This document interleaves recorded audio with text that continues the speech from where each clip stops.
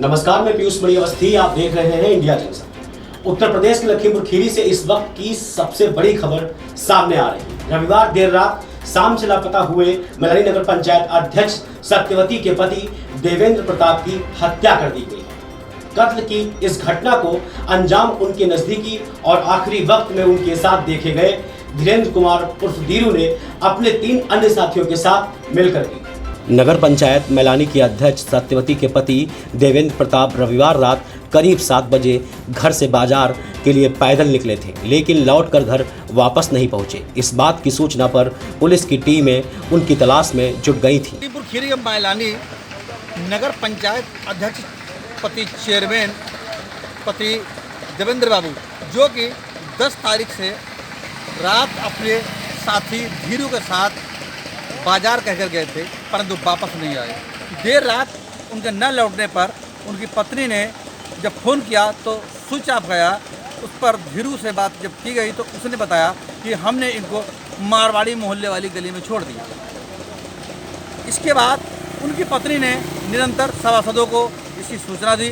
काफ़ी खोजबीन के बाद और पुलिस को सूचना दी गई। पुलिस ने भी तत्काल कार्रवाई शुरू कर दी, परंतु आज सुबह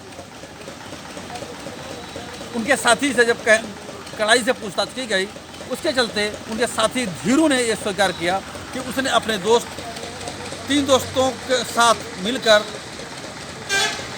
इनोवा कार में इनको रस्सी से बांध के हत्या कर दी और शव को नहर में फेंक दिया। पुलिस द्वारा गोताखोर टीम बुलाकर नहर में शव की तलाश जारी है।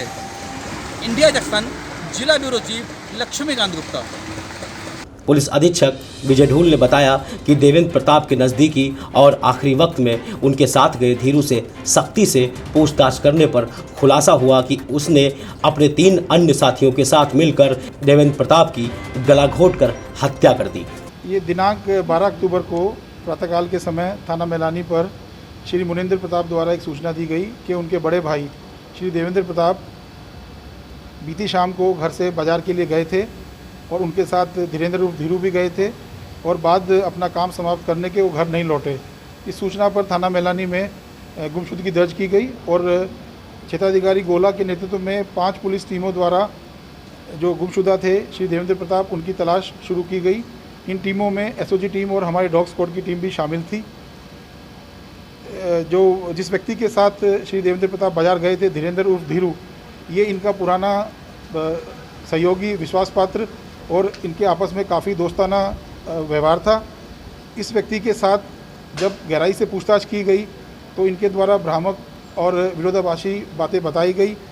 मोबाइल सर्विलांस से प्राप्त सूचनाओं के आधार पर और इनसे जब दोबारा गहराई से पूछताछ की गई तो इन्होंने अपना जुर्म स्वीकार करते हुए बताया कि इन्होंने अपने 3 अन्य साथी रंजीत, अभिषेक और सुमित के साथ मिलकर योजनाबद्ध तरीके से श्री देवेंद्र प्रताप को एक इनोवा गाड़ी में ये लोग लेके गए, जहां पर इनोवा की पिछली सीट पर अभिषेक और धीरेन्द्र ने रस्सी से गला घोंटकर श्री देवेंद्र प्रताप की हत्या कर दी और चारों लोगों ने मिलकर उनकी लाश को बड़ी नहर में फेंक दिया।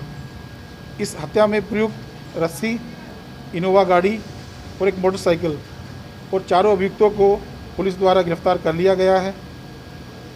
इसमें जो इनके बाकी साथी थे, धीरेन्द्र द्वारा अपने बाकी 3 साथियों को 1 लाख रुपए अपराध में उनका साथ देने के लिए बात तय की थी। अब तक की विवेचना में और मुख्य अभियुक्त धीरेन्द्र के द्वारा यह बताया गया है कि उनके और मृतक देवेंद्र प्रताप के बीच पैसे के लेन देन को विवाद था। इनके द्वारा लगभग 6 लाख रुपए की पेमेंट के संबंध में बताया गया है, जिसकी पेमेंट उनके नहीं की गई थी। इस संबंध में ईओ कार्यालय से आगे जानकारी प्राप्त की जा रही है।